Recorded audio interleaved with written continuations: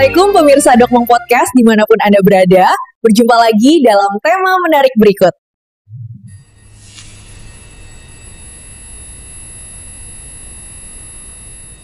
Selamat datang kembali di pembahasan mendalam kita. Hari ini, sumber kita agak spesifik nih. Kutipan dari teks khutbah Jumat. Judulnya, Mengatasi Pengangguran. Kegagalan Sistemik dan Solusi Islam. Menarik. Ya kan? Nah, tujuan kita kali ini mau coba pahami argumen utama di teks ini. Gimana sih mereka melihat problem pengangguran di Indonesia? Apa katanya penyebabnya? Terus, solusi apa yang ditawarkan dari kacamata mereka? Kerangkanya Islam, dan ada kritik ke kapitalisme juga. Oke. Ada fakta menarik nih di awal teksnya. Katanya, di 2025 nanti, pengangguran bisa sampai 7,28 juta orang. 1 juta diantaranya itu lulusan universitas. Wow, 1 juta sarjana. Malah disebutin, sarjana sampai mahasiswa ada yang daftar jadi petugas PPSU. Itu loh pasukan Orange di Jakarta. Itu ironis sekali ya. Karena di sisi lain, teks yang sama juga nyinggung soal ratusan pejabat yang katanya rangkap jabatan penghasilannya gede banget. Ada contohnya? Ada. Disebutin contoh Sekjen Kemenko, gajinya konon 90,5 juta sebulan, terus dapat lagi 2,9 miliar sebagai komisaris Pertamina. Nah, teks ini bilang belum ada aturan yang melarang rangkap jabatan kayak gitu. Waduh, kontras banget ya. Oke. Mari kita coba bedah lebih dalam argumennya. Jelas ya dari awal, teks ini ngelihat pengangguran tinggi, apalagi yang terdidik, itu bukan masalah biasa, tapi bukti kegagalan sistemik. Kegagalan sistemik. Iya, fenomena sarjana lamar kerja kasar, sementara ada elit, posisi ganda, gaji fantastis, itu jadi sorotan utama. Kayak gejala gitu loh. Iya. Dan narasi di sumber ini memang secara lugas nunjuk hidung sistem ekonomi kapitalisme sebagai biang keroknya. Ada beberapa argumen yang mereka bangun. Apa aja tuh? Salah satunya kapitalisme itu dianggap bikin kekayaan numpuk di segelintir orang aja, elit gitu. Teks ini ngutip data tirto.id, katanya 48% dari hampir 56 juta hektar lahan bersertifikat itu cuma dikuasai 60 keluarga. 60 keluarga kuasai hampir separuh lahan. Itu angka yang mencolok banget. Terus gimana teks ini nyambungin itu ke pengangguran? Nah, nyambungnya gini.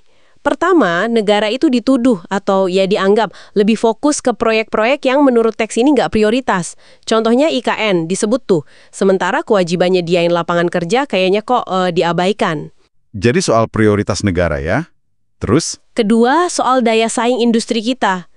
Argumennya, pajak katanya ketinggian, bahan baku mahal. Akhirnya produk lokal kalah saing sama barang impor murah misalnya dari Cina.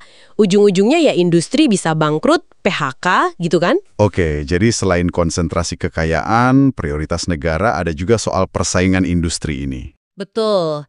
Ditambah lagi cara pandang khutbah ini ya, kapitalisme itu dianggap sistem yang emang dari sananya bikin krisis ekonomi bolak-balik. Terus status kerja jadi nggak pasti, gampang banget ada PHK massal gitu. Nah, ini katanya bikin lingkaran setan kemiskinan. Yang udah miskin makin susah dapat kerja layak. Kan modal terbatas, skill mungkin kurang. Jadi ya, yang menarik tuh gimana teks ini langsung narik garis tegas gitu antara masalah ekonomi sosial yang kelihatan di permukaan sama apa yang mereka anggap sebagai, ya itu tadi, kegagalan dasar dari sistem ekonominya. Menarik cara melihatnya. Dan kayaknya teks ini nggak cuma ngeritik ya, ada solusi yang ditawarin juga. Iya betul, mereka nggak berhenti di situ. Teks ini ngajuin solusi yang diyakini lebih benar, yaitu ya penerapan sistem Islam secara kafah, menyeluruh. Di teks ini disebutnya khilafah, sistem pemerintahan yang basisnya syariah Islam. Oke, sistem Islam. Gimana detailnya menurut teks ini? Ada beberapa poin penting dari solusi ini. Pertama, dasarnya itu negara dalam sistem ini punya kewajiban, disebutnya fardu, wajib gitu. Buat apa? Ya buat aktif nyediain lapangan kerja dan jamin kebutuhan pokok rakyat. Pangan, papan, pendidikan, kesehatan. Kewajiban negara ya? Dasarnya apa tuh argumennya? Dasarnya ditarik dari ajaran Islam. Misalnya dianalogikan kayak kewajiban laki-laki nafkahin keluarga, itu kan ada di Al-Quran. Nah negara juga gitu ke rakyatnya. Kalau negara abai, dianggapnya ya melanggar perintah Allah. Pemimpinnya disebut khalifah juga wajib nerapin hukum Allah sepenuhnya. Ada rujukan ayatnya juga. Terus, soal kekayaan yang numpuk tadi. Kan itu dikritik di kapitalisme. Di sistem ini gimana? Nah, teks ini ngeklaim kalau sistem Islam itu melarang harta cuma muter di orang kaya aja. Ada ayatnya juga disebut. Terus praktek kayak riba, eksploitasi, monopoli, kartel, sampai SDA strategis dimiliki swasta atau individu itu juga dilarang. Oh iya? Iya, bahkan diceritain ada kisah Nabi dulu ngelarang sahabatnya nguasai tambang garam yang melimpah buat pribadi. Sebaliknya, negara justru diharapkan aktif bangun industri, kelola lahan ganggur, kembangin pertanian, jasa, terus kasih bansos juga sampai warganya bisa kerja mandiri. Kalau sumber dananya dari mana? Kalau nggak ada pajak kayak sekarang? Teks ini nyebutin sumbernya dari pos-pos khas dalam hukum Islam. Ada zakat, ada khoraj, jizyah, fa'i, sama pengelolaan kepemilikan umum kayak tambang tadi. Jadi bukan dari pajak tetap yang dianggap memberatkan. Ditekankan juga kalau pemimpin itu ya pelayan rakyat, tanggung jawab penuh sama kesejahteraan mereka. Ada hadisnya juga dikutip. Jadi intinya, kalau boleh saya simpulkan sedikit, teks khutbah ini ngajaknya ya ganti sistem secara fundamental gitu ya, sebagai jawaban buat masalah pengangguran dan ketidakadilan ekonomi. Persis. Ujung-ujungnya, khutbah ini ngajak terutama para pemimpin buat ninggalin kapitalisme yang dianggap gagal total itu, terus nerapin sistem Islam secara penuh. Landasannya iman dan takwa. Katanya kalau itu dilakuin, bakal datang berkah dari Allah.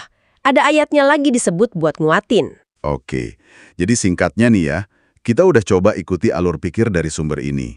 Sebuah teks khutbah, gimana mereka memetakan masalah pengangguran, terus langsung nyambungin ke kritik mendasar terhadap kapitalisme, dan akhirnya ngajuin sistem ekonomi dan pemerintahan Islam sebagai ya alternatif solusinya. Iya, dan penting banget buat Anda ingat ya, ini kan sebuah perspektif yang spesifik dari sumber ini. Mereka punya diagnosis dan resep sendiri untuk masalah ekonomi sosial yang didasarkan pada kerangka teologis dan hukum Islam yang mereka yakini. Nah, terlepas dari Anda setuju atau enggak nih ya sama diagnosis atau solusi yang ditawarkan teks ini, ada pertanyaan yang mungkin menarik buat direnungkan.